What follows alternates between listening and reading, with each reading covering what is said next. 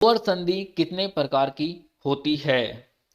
तो संधि का सबको पता है कि संधि जो होती है वो 3 प्रकार की होती है। कौन कौन सी होती है? स्वर होती है, आपकी व्यंजन होती है और आपकी विसर्ग होती है। अब आपको बताना स्वर संधि है उसके कितने भेद होते हैं। तो राइट आंसर हो जाएगा आपका ऑप्शन ए। स्वर संधि के 5 भेद होते हैं। 5 भेद कौन कौन से होते हैं उनकी भी मैं आपको जानकारी दे देता हूं।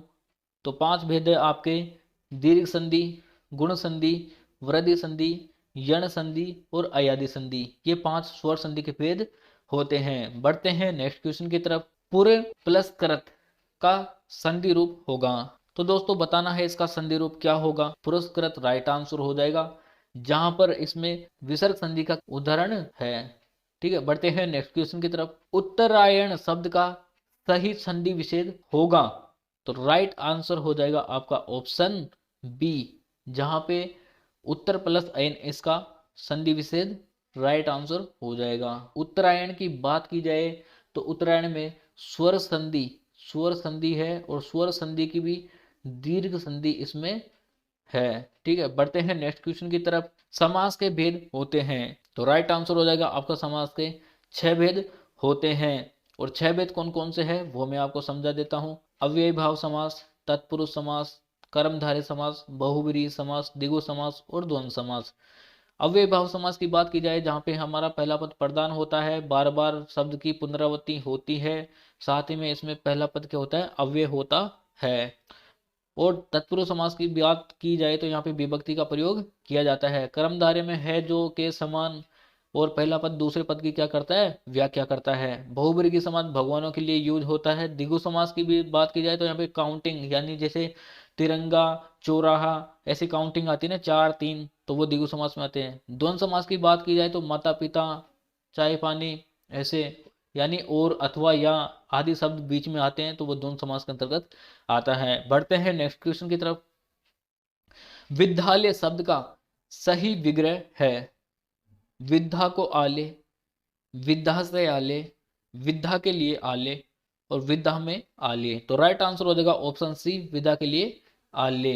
और दोस्तों बात की जाए इस शब्द में तो विद्यालय के अंदर आपका तत्पुरुष समास है। कौन सा समास है? तत्पुरुष समास है। बढ़ते हैं नेक्स्ट क्वेश्चन की तरफ।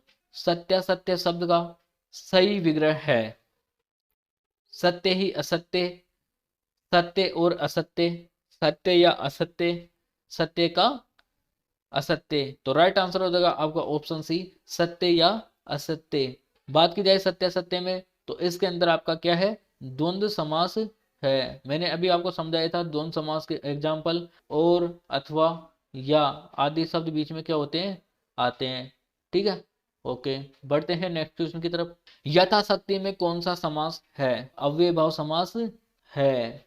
ठीक है, और यथाशक्ति का जो अर्थ की बात की जाए वो किस प्रकार से? तो यथाशक्ति का अर्थ होता है शक्ति के अनुसार। कौन सा समास हो जाएगा? अव्ययभाव समास हो जाएगा। बढ़ते हैं नेक्स्ट क्वेश्चन की तरफ। किस विकल्प में कर्मधारय समास नहीं है? तो कर्मधारय समास की बात की जाए तो जहां पे है जो, है जिसका, या के समान, या फिर पहला पद क्या करता है? दूसरे पद की व्याख्या करता है। तो यहाँ पे महात्मा है जो आपका कर्मधारय समास का है। काला सांप, यानी काला है जो सांप है जो आया, तो ये भी आपका कर्मधारय समास का है। नील कमल, नीला है जो कमल, यहाँ पर भी है जो आया, तो ये भी आपका किसका है? कर्मधारय समास का। जबकि गजानन है वो आपका राइट आंसर हो जाएगा, क्योंकि ये आपका कर्मधारय समास का नहीं है। ये है आपका दोस्त बहुव्रीहि समास का क्या है? एग्जाम्पल है। ठीक है, बढ़ते हैं नेक्स्ट क्वेश्चन की तरफ। चतुर्मास में कौन सा समास है? तिगु, द्वंद्व, तत्पुरुष या बहुव्रीहि? तो चतुर्मास में आपको मैंने समझाया था कि जहां पर काउंटिंग का प्रयोग होता है वो समास हमारा द्विगु समास होता है। ठीक है, तो इसका राइट आंसर हो जाएगा ऑप्शन ए, द्विगु समास। बढ़ते हैं नेक्स्ट क्वेश्चन की तरफ। संतोष शब्द में कौन सा उपसर्ग है? उपसर्ग की मैं आपको जानकारी दे देता हूं। उपसर्ग क्या होते हैं? शब्द के आगे लगते हैं। ठीक है, तो संतोष शब्द में कौन सा उपसर्ग है वो आपको बताना है। तो राइट आंसर हो जाएगा आपका ऑप्शन बी, सम इसमें क्या है? उपसर्ग है। बढ़ते हैं नेक्स्ट क्वेश्चन की तरफ। पूजनीय शब्द में कौन सा प्रत्यय है? प्रत्यय की बात की जाए तो प्रत्यय शब्द के पीछे लगते हैं और उपसर्ग थे वो शब्द के आगे लगते थे। तो पूजनीय शब्द में प्रत्यय बताना है जी आपको। तो राइट आंसर हो जाएगा आपका ऑप्शन सी, अन्य प्रत्यय है। बढ़ते हैं नेक्स्ट क्वेश्चन की तरफ। इनमें से आकाश का सही पर्याय है सर, वासव, व्योम, उत्पल। तो राइट आंसर हो जाएगा आपका व्योम। आकाश के और पर्यायवाची शब्द यह है अर्ब, अर्श, आसमान, ऊर्ध्वलोक, गगन, मंडल, व्योम, अनंत, छायापथ, तारापथ, नभ, पुष्कर, अंतरिक्ष, अंबर, अधर, दिव, ऊर्ध्वलोक। ये सभी आकाश के पर्यायवाची है। ठीक है, बढ़ते हैं नेक्स्ट क्वेश्चन की तरफ। निम्नलिखित में से कौन सा शब्द सागर का पर्यायवाची नहीं है? तो सागर का पर्यायवाची नहीं है वो आपको इसमें बताना है। तो निर्धर आपका सागर का पर्यायवाची नहीं है, जबकि अंबुदी, रत्नाकर, वारिधि ये सब क्या है? सागर के पर्यायवाची है। अनल, अनिल शब्द युग्म का सही अर्थ है। तो राइट आंसर हो जाएगा आपका ऑप्शन सी, जहां पे अनल यानी आग होती है और अनिल यानी हवा होती है। बढ़ते हैं नेक्स्ट क्वेश्चन की तरफ। वर्तने की दृष्टि से शुद्ध शब्द है, यहाँ पे आपको शुद्ध शब्द का चयन करना है। इनमें से कौन सा शब्द शुद्ध है वो आपको बताना है। तो राइट आंसर हो जाएगा परिवर्तन जो आपका है वो शुद्ध है। बढ़ते हैं नेक्स्ट क्वेश्चन की तरफ। कौन सा शब्द शुद्ध है? तो इनमें भी शुद्ध शब्द का आपको चयन करना है। मैं आपको समझा देता हूं कि पहले आप जैसे ही क्वेश्चन लगता है वैसे आप मन में आंसर सोच लिया करो और उसको कमेंट में भी भेज दिया करो। राइट आंसर हो जाएगा आपका सांसारिक, ऑप्शन डी इसका राइट आंसर हो जाएगा, शुद्ध शब्द है। बढ़ते हैं नेक्स्ट क्वेश्चन की तरफ। अशुद्ध वाक्य है, इनमें से अशुद्ध वाक्य बताना है आपको। पगड़ी ओढ़ कर आओ, इसके बारे में देखते हैं। आक्रमणकारी 10-12 पशु हाँक ले गए, ये तो राइट है। उसने मुझे गालियां दी, ये भी राइट है। नदी पार कर ली, ये भी राइट है। पगड़ी ओढ़ कर आओ, तो इसमें कर की कोई जरूरत नहीं थी, यहाँ पे पगड़ी ओढ़ आओ। ठीक है, बढ़ते हैं नेक्स्ट क्वेश्चन की तरफ। सोहन से चला नहीं जाता, यह वाक्य उदाहरण है।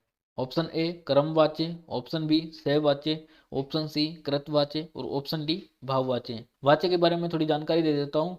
वाच्य जो होते हैं हमारे 3 प्रकार के होते हैं। ठीक है, 3 प्रकार कौन कौन से होते हैं? एक क्रमवाच्य होता है, एक कृतवाच्य होता है और एक भाववाच्य होता है।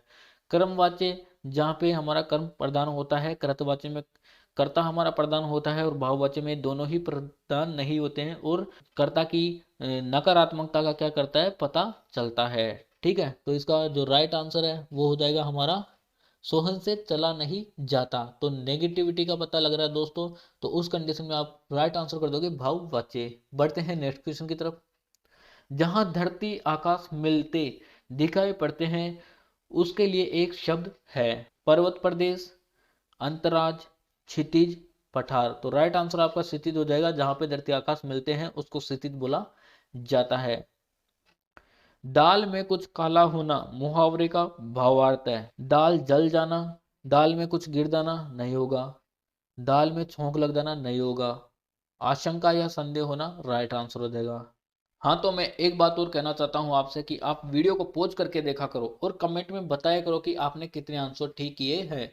अगर आपके 40 में से 30 से ऊपर आंसर ठीक हो रहे हैं तो आपकी तैयारी एकदम परफेक्ट चल रही है। परंतु अगर आपके 20 से नीचे आपका स्कोर आ रहा है तो आपको मेहनत करने की जरूरत है। तो मिलते हैं नेक्स्ट वीक में ऐसे ही धमाकेदार टेस्ट सीरीज के साथ। तब तक वीडियो को कर दीजिए लाइक एंड शेयर और चैनल को कर दीजिए सब्सक्राइब।